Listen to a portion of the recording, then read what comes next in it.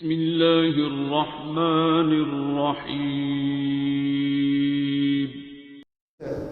کہ انسان کے لیے دنیا اور آخرت دونوں میں خیر ہے۔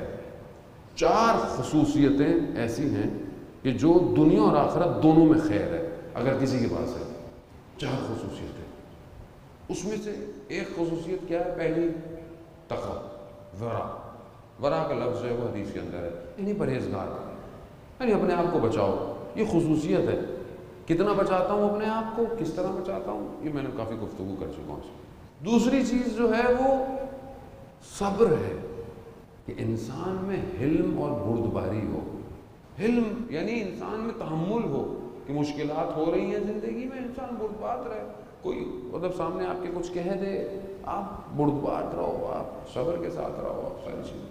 ایک چیز اس میں جو رسول خدا نے کی ہے وہ کہ کسی کی بہترین زوجہ ہو، اس کی دنیا اور آخرت دونوں میں خیر ہے۔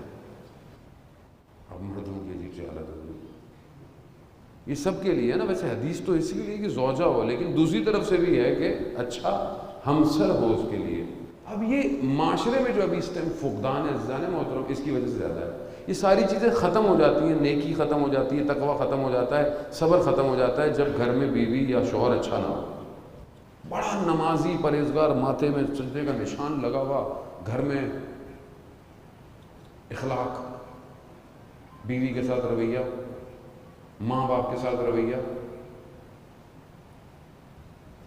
یہاں بیوی بیٹھی ہوئی مصلی بچھا کے تسبیحاں درود تسبیحاں چلے، شوہر آیا بیچارہ، بھائی اس کی مدد کرنا واجب ہے، اس کے کام کرنا واجب ہے، نہیں یہ تو کون سا واجب؟ یہاں آپ دیکھا سب بہہ جاتا ہے جب انسان اپنے واجب کو نہیں سمجھتا۔ واجب کیا ہے؟ گھروں میں جو مسائل ہیں، اصل جب گھر سکون میں نہ ہو نا عزیزان محترم، تو آپ باہر کچھ نہیں کر سکتے۔ وہ صحابی عظیم جو شجاع صحابی کہ جس کے جنازے کو رسول کبھی دائیں سے اٹھاتے ہیں کبھی بائیں سے اٹھاتے ہیں، اچھا یا رسول اللہ یہ کیا ماجرا ہے؟ کہاں جہاں جہاں حضرت جبرائیل اٹھاتے تھے میں بھی اٹھاتا تھا، یعنی ملائکہ اترے ہوئے جنازے میں، خود قبر میں اترے، صحابی کو دفنایا۔ ماں نے یہ دیکھا، کیا بات ہے میرے بیٹے کی، مطلب کیا خوش نصیب۔ رسول خدا فرماتے ہیں جلدی نہیں کرو۔ کہا کیوں؟ کہا میں عذاب دیکھ رہا ہوں۔ کیوں؟ گھر میں بد کلام تھا اور باہر میں اتنا اچھا، میرے سے اچھا کوئی ہے ہی نہیں، لوگ میری تعریفیں کر کر تھکتے نہیں ہیں، مگر گھر میں بد کلام ہو، تلخ کلام ہو، جواب دیتا ہو، دونوں کے لیے۔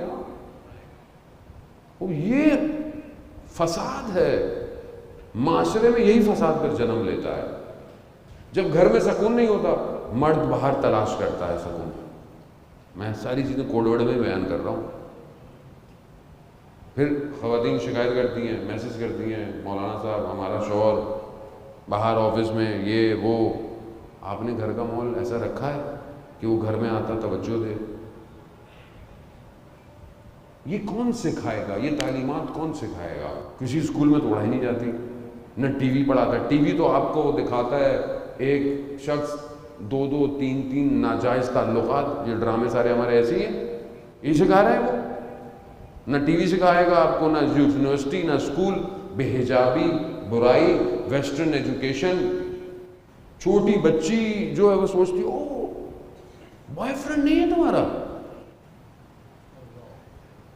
میں مارس کی باتیں نہیں کر رہا عزیزان محترم، میں یہی کی باتیں کر رہا ہوں۔ یعنی کہاں پہنچ گئی ہے معاشرہ،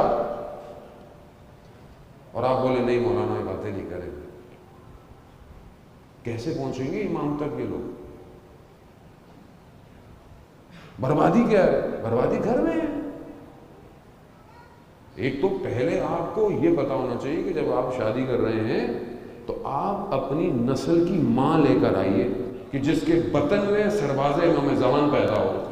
تو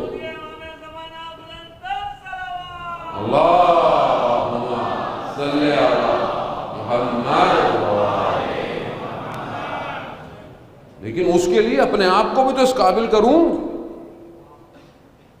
کہ جب میں کسی کی ایک محنت ہوئی ہوا ایک ہیرا ایک موتی لے کر آ رہا ہوں تو خود بھی تو قابل ہوں اس کے،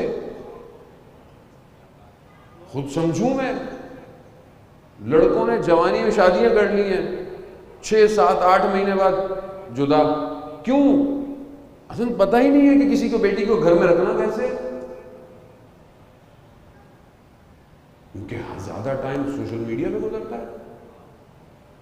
اب جو فلٹر ماں نظر آتے ہیں وہ گھر میں بھی دیکھنے کی کوشش کرتا ہے۔ سب میں آرام سے بہت تہذیب سے گفتگو کر رہا ہوں۔ عزیزان محترم سمجھیں، برباد نہ کریں نسلوں کو، کی نعمت ہے یہ اولاد، خدا واپس مانگے گا اپنی نعمت کو، نعمت سالم دینی ہے، ذمہ داری ہے۔